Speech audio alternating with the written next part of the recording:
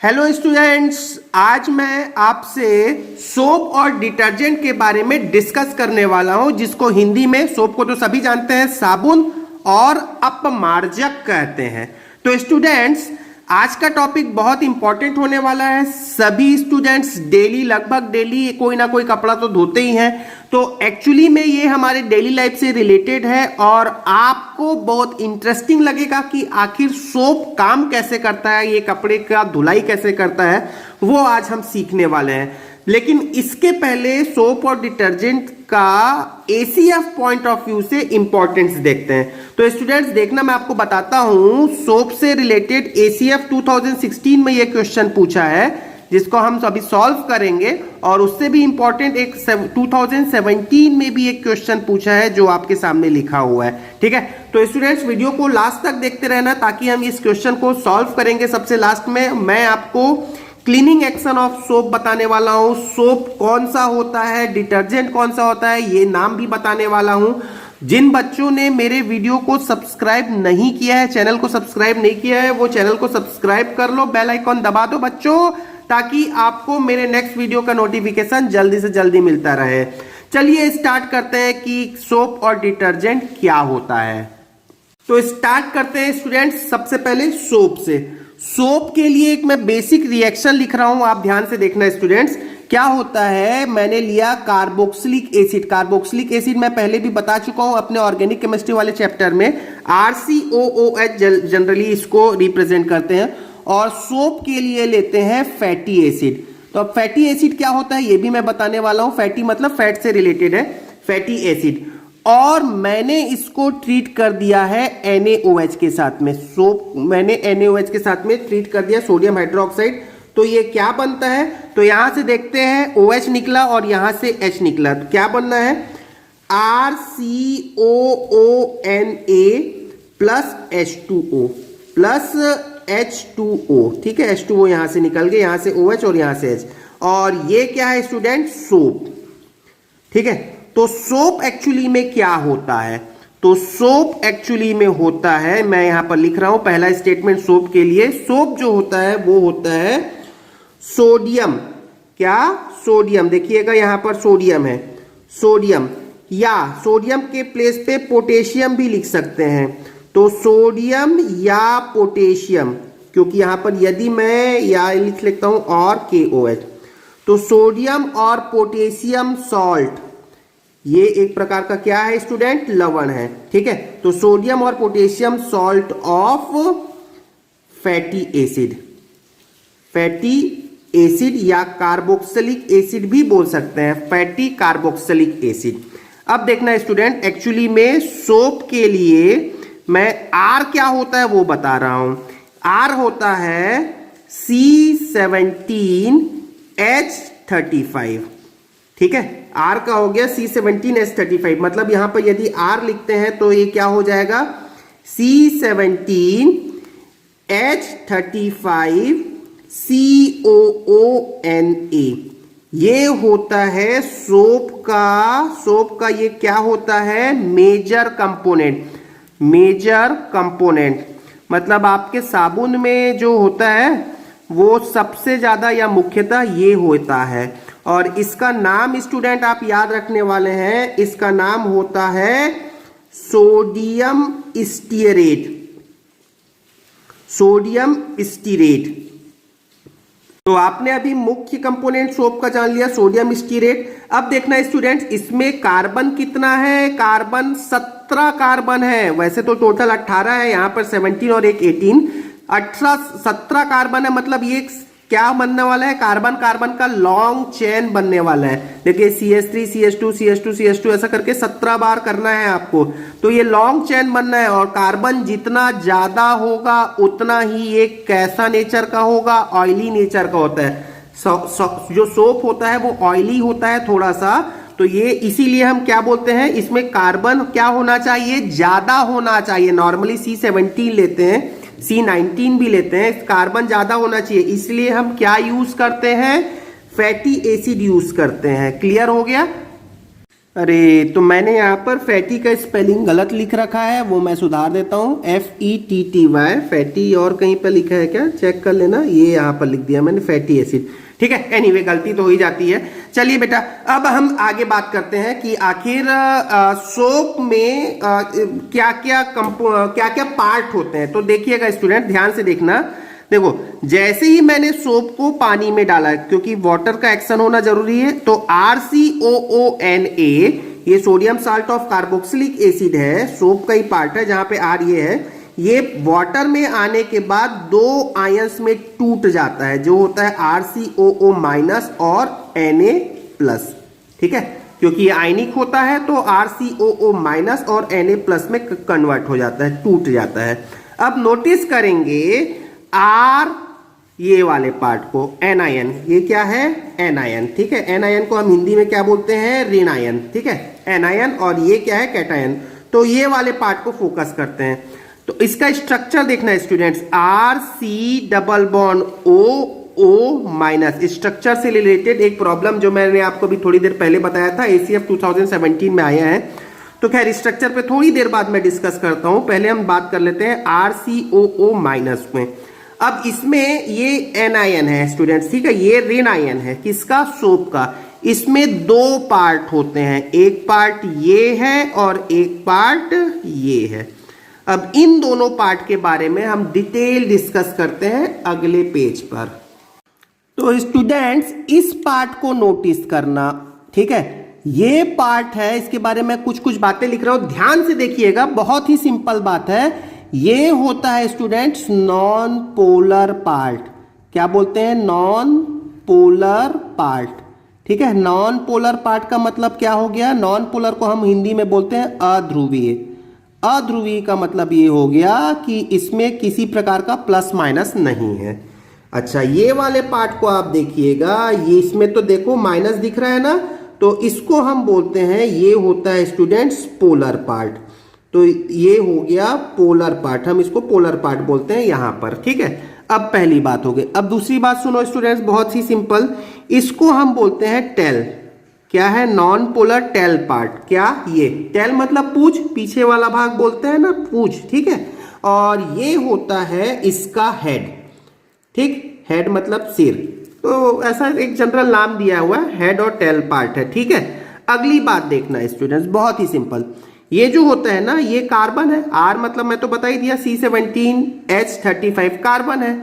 तो यहां पर इसको हम बोलते हैं हाइड्रो, मैं हिंदी में भी लिखूंगा, हाइड्रोफोबिक पार्ट होता है। क्या होता है, हाइड्रोफोबिक पार्ट होता है ये। ठीक है, और ये होता है स्टूडेंट्स हाइड्रोफिलिक पार्ट। कौन सा, ये हाइड्रोफिलिक पार्ट। अब इसको हिंदी में क्या बोलते हैं, इसको हम हिंदी में बोलते हैं, ये होता है जल विरोधी। नाम से हिंदी से समझ में आ गया होगा, जल विरोध मतलब ये जल का, पानी का विरोध करता है। और ये होता है जल स्नेही। ठीक है, जल स्नेही, स्नेही। ठीक है, हाँ लिखना है यहाँ पे, स्नेही। ठीक है, तो ये अब इसको समझने की कोशिश करते हैं। ये जो होता है ना फैटी, अभी थोड़ी देर बताया ना, फैटी मतलब ऑयली। ऑयल किससे, ऑयल पानी के साथ में घुलता है क्या, नहीं, तेल तो पानी में तैरता है ना, इसलिए ये जल का विरोध करता है। और ये निगेटिव पार्ट है, क्योंकि पानी में H+OH- होता है, प्लस माइनस होती है, ध्रुवणता होती है पानी में, इसलिए ये वाटर के साथ में ये वाला पार्ट इंटरेक्ट करता है वाटर के साथ में, वाटर लविंग होता है। मैं इसको यदि और अच्छे शब्द में बोलूं तो ये होता है वाटर रिपेलिंग। वाटर रिपेलिंग, ठीक है, ये वाटर रिपेलिंग पार्ट होता है, मतलब वाटर से ये प्रतिकर्षित होता है। और यदि आप यहां पर और सरल शब्दों में बोलें तो ये होता है वाटर लविंग पार्ट, वाटर के साथ में ये आकर्षित होता है। ठीक है, तो इतनी बात आपको समझ में आ गई सोप के बारे में। अब सुने, अब इसका रोल क्या होता है स्टूडेंट, सुनना। अब सपोज करते हैं ये वाटर का एक सरफेस है। ठीक है, ये बकेट है, चलो बाल्टी में पानी ले लो। ठीक है, ये बकेट है और ये वाटर का एक सरफेस है। तो स्टूडेंट्स, अब आप ये देखना, ये R जो होता है, ये कार्बन का एक लंबी श्रृंखला होती है, मतलब आप ऐसा बोल सकते हो कार्बन कार्बन कार्बन, ऐसा बहुत सारा है, उसके साथ में ऐसा लग जुड़ा होता है। तो मैं इसको ये बोल देता हूं कि ये वाला जो पार्ट होता है, ये वाला जो पार्ट होता है, आर वाला जो पार्ट होता है, ये वाटर का विरोध करता है, मतलब वाटर से दूर भागता है। तो देखिए पानी में हम यदि इसको सोप को डालते हैं तो ये जो पार्ट है, ये कार्बन वाला जो पार्ट है वो ऊपर रह जाता है, और नीचे जो घुस गया पानी के अंदर, कौन घुस गया, ये O- वाला पार्ट घुस गया। देखा ना आपने, सुनो ये देख लो, ये वाला पार्ट जो होता है वो वाटर लविंग होता है, तो ये पानी के अंदर चला जाता है, और ये वाला जो पार्ट है ये R ऊपर रह गया। क्लियर हो गया, मतलब टेल वाला जो है वो वाटर से ऊपर चला गया क्योंकि वो उसका विरोध कर रहा है। तो इस तरीके से सोप जो होता है वो अंदर घुस गया पानी में, निगेटिव पार्ट, और जो ऑयली पार्ट है वो ऊपर रह गया। ठीक है, आगे बात सुने। यदि मैं कम सांद्रता रखता हूं, पानी की कम सांद्रता रखता हूं, बहुत थोड़ा सा मैंने सोप डाला है, तो ये होता है, बहुत थोड़ा सा मैंने सोप डाला। सोप ज्यादा डालोगे तो ज्यादा झाग बनता है ना, तो अभी मैंने कम डाला है। यदि मैंने ज्यादा सोप कर दिया, मतलब मैं क्या करता हूं, सोप का कंसंट्रेशन, सोप का कंसंट्रेशन मतलब सोप की सांद्रता पानी में बढ़ाते हैं। सोप का कंसंट्रेशन यदि बढ़ा दिया, यदि सोप का कंसंट्रेशन बढ़ा देते हैं तो क्या होता है, आप ध्यान से देखना, ये जो सारे ये वाले जो आयंस है ना, ये एग्रीगेट हो जाते हैं। क्या हो जाते हैं, क्या हो जाते हैं स्टूडेंट्स, एग्रीगेट हो जाते हैं। अब एग्रीगेट का मतलब क्या है, ये इकट्ठा हो जाते हैं। ठीक है, और क्या बना लेते हैं, एक स्फीयर बना लेते हैं, एक गोला बना लेते हैं। ध्यान से देखना, ये क्वेश्चन आया हुआ है आपके एग्जाम में, अभी मैं क्वेश्चन भी दिखा रहा हूं। तो ये कैसी संरचना बना लेंगे, तो ये जो सारे गोले में इकट्ठा हो जाते हैं, मतलब बड़ा हो जाता है। ठीक है, सांद्रता बढ़ाओगे तो बड़ा हो जाएगा। कैसे बड़े हो जाते हैं, तो आप ये देखना कैसे बड़े हो जाते हैं, मैं इसको डायग्राम से बताता हूं। तो ये जो सारे जो टेल वाले पार्ट है ना, वो अंदर की ओर हो जाते हैं, मतलब ये क्यों कुछ नहीं, इकट्ठा हो जाते हैं, एक साथ इकट्ठा हो गया, ये इकट्ठा हो गया पूरा। तो ये जो सारे जो अंदर वाले पार्ट है, ये कौन सा पार्ट है, आर वाला पार्ट है, और बाहर क्या हो जाएगा student, COO minus, COO minus, COO minus, COO minus. ठीक है, पूरा ये इकट्ठा, ज्यादा डाल दिया तो, कम डाला तो ऐसा रहेगा, ज्यादा डाल दिया तो ये सारा एक इकट्ठा हो गया। अब ये एक बड़ा स्फीयर बना लिया, बड़ा मतलब आपको आंखों से नहीं दिखेगा, इतना छोटा है, लेकिन इसकी तुलना में बड़ा स्फीयर बना लिया। इसको ही हम क्या बोलते हैं, ये देखो निगेटिव है, निगेटिव है, निगेटिव है, निगेटिव है, इसको हम बोलते हैं निगेटिव मतलब ऋण आयन, मतलब एन आयन, और बोलते हैं माइसेल्स। क्या बोला, माइसेल्स। तो समझ में आया स्टूडेंट्स, माइसेल्स कब बनता है, जब आप सोप की सांद्रता बढ़ा दें। ठीक है, क्लियर हो गया। अब आपको मैं इसका इंपॉर्टेंस बताता हूं तो आपको जल्दी समझ में आएगा। ये देखिएगा, ACF 2016 का क्वेश्चन है।